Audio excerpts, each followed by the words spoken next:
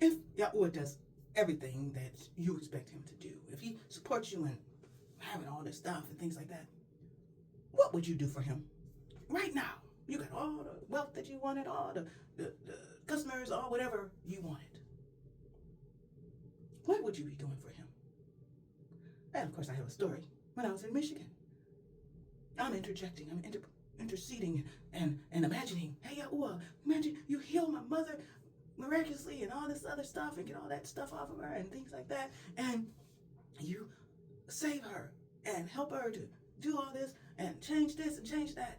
What a testimony that would be. People will praise you. People will seek you. The people, my family and other people that's taking care of her and all this other stuff, they'll see that you come through and that you do miracles and all this other stuff, and they'll really praise you, and your testimony will be all over the place and things like that. More and more people will come to you. And he said, Tanisha, I hear you. I hear what you're saying. And if I do all that, what would you do for me? And he said, ask your mama. Say I get you out of this bed. Say I heal you. What will you do for me? That is the question. And he also said, if that's what you would do for me, do it now. And that is a problem that he wants me to address today. That a lot of people are angry because of the delay. They know they ain't supposed to be where they are.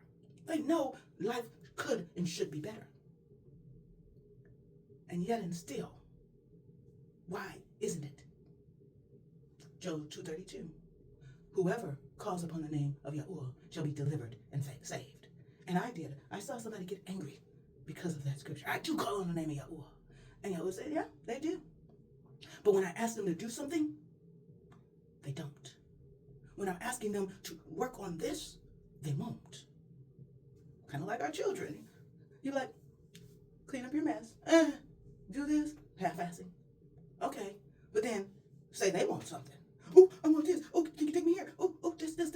And they looking at you like you're doing them wrong because you say, no, that's not what we're doing. Did you clean up your mess that I asked you to clean up? See, yeah, we're going to feed you. Make sure you say. But all that extra stuff, you got to do something for us to do some things. Yeah, sometimes we want to go too, so we might take you. But that's what people need to understand. Yahuah is asking us to get with him, learn his divine laws, his principles, his precepts, his way, work with the Ruach HaKodesh, work with Yahushua HaMashiach, do the things that you need to do to renew your mind, to make a better form of yourself, to agree with him about who it is you are and what it is he's asking you to do, to reverence his authority, to live according to the fact that Yahuah is Eluah and that his jurisdiction is over everything, he knows all things, and that you cancel the legal right of Ek. And how can you do that? By making sure you doing the things that Yahuah asked of you. There's a general thing in the scriptures that he's asking everybody. I love you. Things like that. Now, every story is not for you. That is just their testimony. That's what they went through. This is how it dealt with it. But those stories show how Yahuah deals with people. He told the Israelites, don't go back to Egypt. He wiped out a whole generation who's still trying to go back to Egypt. But yet and still, Jeremiah told them, Babylon is coming, don't go to Egypt. Sure enough, they grabbed up Jeremiah went over to Egypt and got all lumped up. Why? Because of the simple fact, Yahuah said, you want my help, you want to call up on me, and then you want to take it on your own self to do what you want to do and think, I got to do what you want me to do. That's hell to the no. Why is that important for people to get? Because of the simple fact. This is logic. Yahuah says, I love you. I want you to reap the benefits of being who it is you are. I want you to glorify me, and I will show you how I glorify you and honor you. I want to give you all that you ask of me and more. But I can't, because if you think about a vessel, it is a bowl that is used to carry oil. If you got too many cracks in you, one, the oil just gonna leak out. But if you keep putting oil, even though it's supposed to be a vessel with oil in it, you keep putting it in there, eventually it won't even just be cracks. It's gonna break open, and then the vessel will no longer be able to be used unless it gets fixed.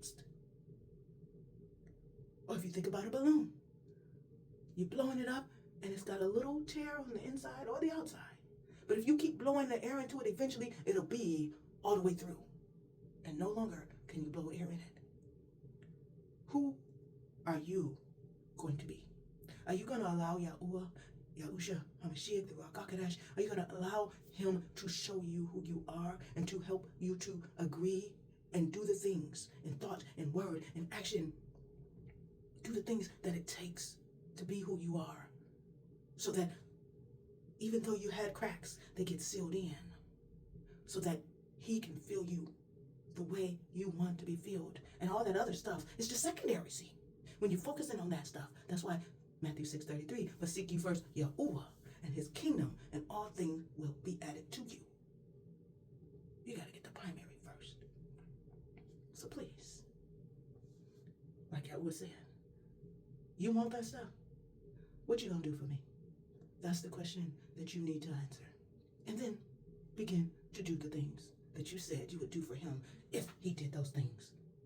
Do it as if he did it, because that is what you will get eventually. Those who call upon the name of Yahuah shall be saved and delivered. Remember, Yahuah loves you. Accept Yahuah's love. Love yourself. I love you. Other people love you. Accept our love. Earn your own throne. You are responsible for your life. And of course, get with Yahuah. Shalom.